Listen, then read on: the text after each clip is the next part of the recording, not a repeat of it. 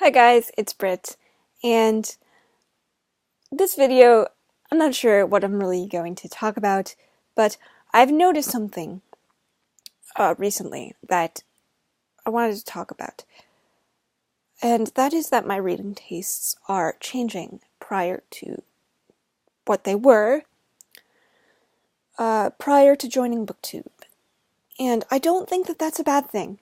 I think a lot of the channels that I watch are influencing me to branch out and try other books. And I'm reading books that I would have not otherwise. For example, I never saw myself picking up a Joe Hill novel or a Stephen King novel, and I do know that they are father and son. But if I had never met Becky here on BookTube, I would have never picked up Bag of Bones, and I'm really enjoying it. And Becky has influenced me to pick up some of the classics I would have never really otherwise given the time of day, because I was kind of stuck in this little YA bubble, and I like YA, but I'm finding myself enjoying it significantly less than I have, and that's okay. I want to shout out two booktubers that I have come across recently, and that is Strip Cover Lit and Steve Donahue. Adrian at Strip Cover Lit is reading Harry Potter for the first time as an adult, so he does not have the same nostalgic value that I have when I read Harry Potter. So I think when I pick up Harry Potter, I have these blinders on because I love it. So I'm not going to pick out the flaws as well as he does. And you can love something and still acknowledge that it has flaws. I think that's important to discuss. It's not really talked a lot about here on BookTube. It's not talked about. And I think that's a problem, because if you can't acknowledge the flaws in something that you love, then do you really love it as much as you think you do? We're not all going to share the same opinions, and I don't agree with everything that Steve has to say, but you can't deny that Steve has a very vast literary knowledge.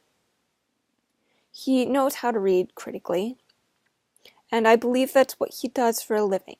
He reviews books in a critical manner, and he doesn't seem to be very well perceived here on BookTube because of some of the things he said. And like I said, I don't agree with everything he says, but I think he deserves more respect than BookTube initially gives him. I think he has important things to say, and if you can look past some of the things that you don't agree with, Steve is he seems to be a very kind person. And going back to acknowledging flaws in what we read. Okay, so for example, my favorite television show of all time is HBO's Game of Thrones, obviously. But it has flaws, and I think one of the biggest flaws in that series is that Dan and Dave have taken a lot of what would have otherwise been consensual situations and turned them into rape and claim that rape makes... They allude to that rape makes good television, and I don't agree with that at all. That's not true. But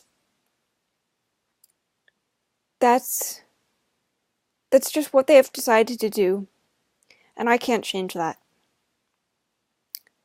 While I don't respect that ideal, I do respect them as writers of my favorite television show. And even the Song of Ice and Fire series has flaws. No writer is ever going to be perfect. And if we take off our blinders and learn to read critically and accept the flaws for what they are, I think we can learn a lot about what we read. Alright guys, that's all I wanted to say. I hope I conveyed my ideas in a manner that makes sense. Alright guys, until next time, I love you, and I'll see you in the next video.